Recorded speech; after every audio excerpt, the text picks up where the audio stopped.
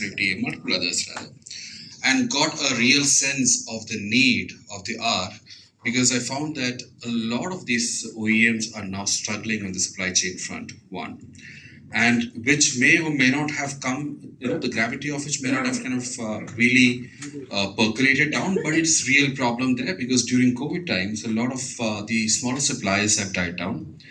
A lot of the employees who were let go refused to come back. So there is a crisis there, which I think India is in a beautiful sweet spot to kind of really fill in and then support. One is that. Second, India is increasingly getting into this indigenization mode, the Make in India, the restrictions which is there, which necessitate that the indigenization content of any supply which a US OEM is planning to kind of really supply need to be increased. Now, probably there may be reservations with respect to the core technology, but there are a lot of other areas where the Indian MSMEs, the IT firms, the electronic manufacturing firms, etc., can support towards this indigenization goals, and that is one reason why the US OEMs have been aggressively increasing the supply chain pace. In fact, they're doing a lot of campaign. If you were to look at it 5 years or 10 years back, the for an MSME in aerospace and defense to get into the OEM supply chain, big hurdles, and the learning curve was quite steep, and the time taken was quite long, and many of them really hadn't tried. But those who tried really got. In fact, only the biggies like the Tatas and the Mahindras, or for that matter, Adanis or L&Ts and Godrej's managed to get the large ticket orders. But today, fast forward 4-5 years back, today we have recently seen the listing of Azad Engineering, who is also a supply chain partner of Boeing, just 2 years back. And 2 years prior to that, they were a very small company. So the growth of the MSMEs in the country are spectacularly, quick. And in fact, the advantage which Hyderabad has apparently is that we have close to, our statistics says 1,000 MSMEs who are dedicated into aerospace and defense in various tier 1, tier 2, tier 3 levels, of which probably 200 of them may be really serious players who are mature enough to take on technology. Because one of the main botherations or complaints that the OEMs give when they're insisting on the tech transfer is that the industry is not mature enough to kind of absorb the technology. But this is a hub which for the last 40-50 years have all the DRDO and the DPSU establishments here, which has nurtured a large number of smaller MSMEs. Today, many of them are really large and probably offering products which are competing with the global OEMs. So we have an ecosystem which has been doing military grade manufacturing for probably 3-4 decades. And that's again another important point, because unlike auto manufacturing, the ethos of aerospace, defense, and space manufacturing is zero error, high value, and obviously it's like the volumes are quite low. So you need to kind of really have a holding period, and you need to also have the technology prowess as well as trained manpower to really get into and make big in this industry. So Make in India again, while the government is progressively increasing the number of technologies which are restricted for domestic supply, we don't have enough Indian industry right now capable of kind of really gearing up and then doing that. And that is a great opportunity for the US companies, US OEMs, as well as the supply chain partners to form probably tech transfers, probably joint manufacturing, co-development, etc. Because increasingly, a large market which is available to all of them is now shrinking. And unless and until they kind of transform the way of operating and then get into active partnerships, this market itself will become a little bit more inaccessible in the long run. I think a lot of the OEMs are now doing that. We've seen Boeing's and the Lockheed's, etc., aggressively moving around, trying to identify partners, and that's something which even the state, in fact, that's the reason why aerospace and defense has been a prime industry for Telangana. And for the last 7-8 years, I think we have made substantial progress. If for the Make in India, if you really want to see Make in India, almost all the US OEMs says come to Hyderabad. Because nowhere you will see a Boeing manufacturing unit. Boeing, and that too, they're manufacturing the Apaches, the Chinooks, and the prestigious programs like for Lockheed's again, F-16 wings are built here. The C-130J empennages are built here, and these are single source supplies. So we have established ourselves as a very trusted, as well as something which has got a vintage in doing things. And so the supply chain partners of the OEMs are also now moving in there. Uh, Again, why what the government is doing for supporting the industry, we create dedicated aerospace parks. So that's infrastructure side. Policy wide, we have an aggressive policy of attracting the investments. For all the mega projects, which the any of these programs, we kind of offer customized tailor-made policies, which is fairly aggressive, and that's the reason why we see a large number of these investments coming to India, despite there is push for corridors and other reasons. The government also has been focused on increasing the skilling partnership. So we do have OEM partnership for skilling. We have Center of Excellences with the OEMs themselves are created. Besides, the state has entered into partnership with the global universities like Cranfield University and Driller Nautical University, US. Basically wherever the OEMs are there, we try to kind of get their skilling partners to have the same training available in Hyderabad at probably Indian rates. And we obviously have a large number of trained manpower from the huge industrial base already out here. So any country coming in will not face a problem. So our industry is able to quote much better rates, and the reliability, the factor is quite high, and that's something which is certified by most of the OEMs.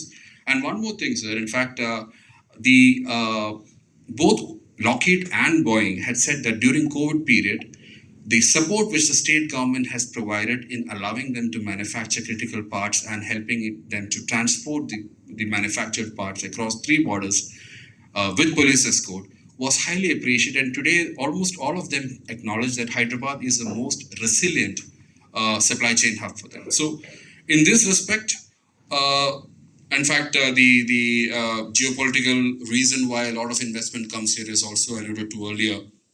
I think we have, from a state side, approached most of the OEMs today, and frequently are in also touch with the tier 1, tier 2s of the OEMs as well, and try to see how we can promote the Indian opportunity both in the civilian aviation space, the defense side, the space side, as well as the emerging tech side.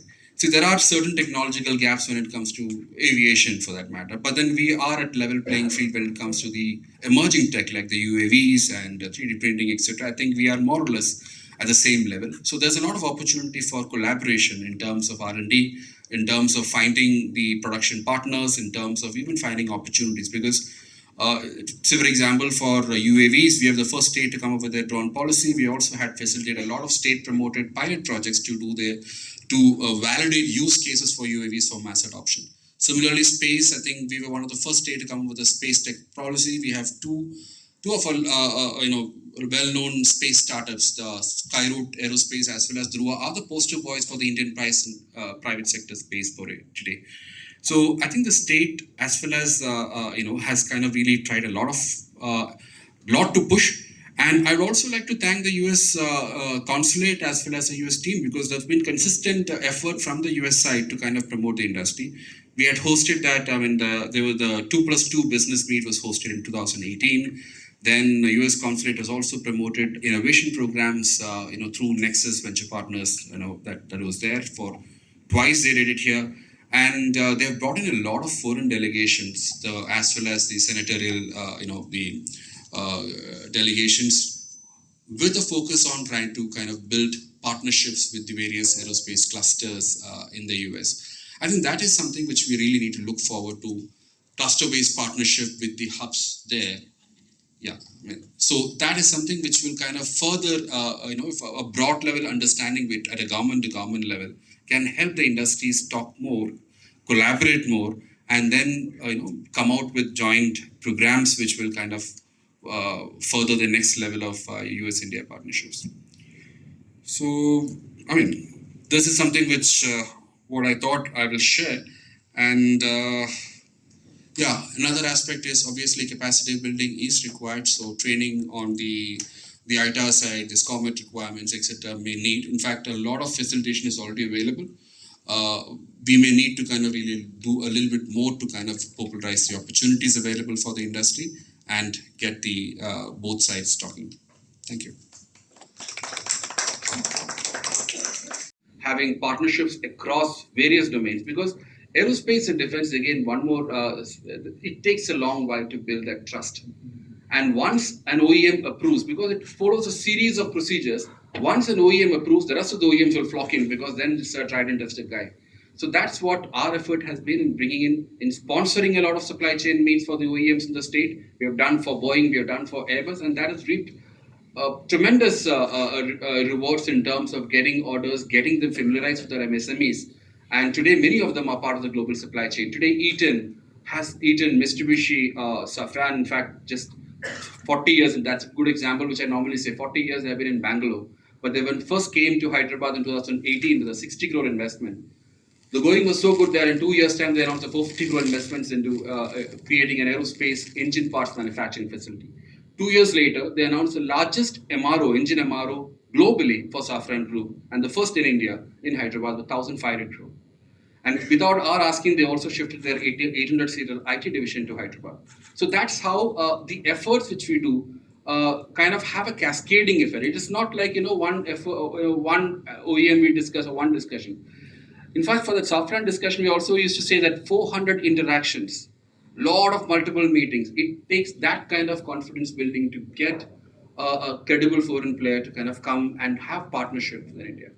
And that's the story. This is a playbook for not just for Hyderabad, for every defense ecosystem which the country is trying to promote today. Right. Thank you. Through the joint statement which was released by Prime Minister Modi during his visit in June 2023 last year, when the two partners affirmed, and I quote, technology will play a defining role in deepening our partnership, and called for the US and India to foster an open, accessible, secure technology ecosystem based on mutual confidence. What is interesting is that this partnership is not just limited to business or government to government. There is an academic component to it as well, with collaboration between universities of the two countries, where they're working together to exchange best practices in defense innovation and commercialization. And collaboration in this sector is not just limited to hardcore defense issues, but how these technologies can be further brought into the day-to-day lives of our people. Initiatives in these sectors cover AI, next generation telecommunications, space technologies, biotech, etc.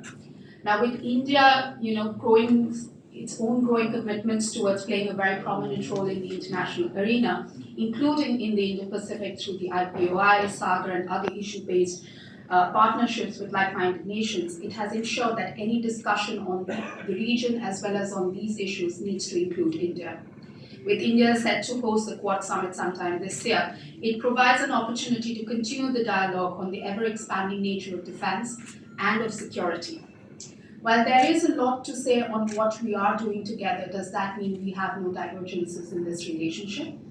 And it is here that I hope that our panelists will be able to tell us what are the likely limits that they see in this cooperation in the future. Do they see any gaps that need to be bridged? And more importantly, how do we go about bridging these gaps? What are India's expectations from this defense technology cooperation that we are talking about? And while we have often heard about what India's role would be in the Indo-Pacific, I hope our panelists here would be able to tell us what is the role that India envisages for the US in the larger matrix of the Indo-Pacific. With this, I invite our first panelist, Lieutenant General Anil Kapoor, to present his remarks. Thank you.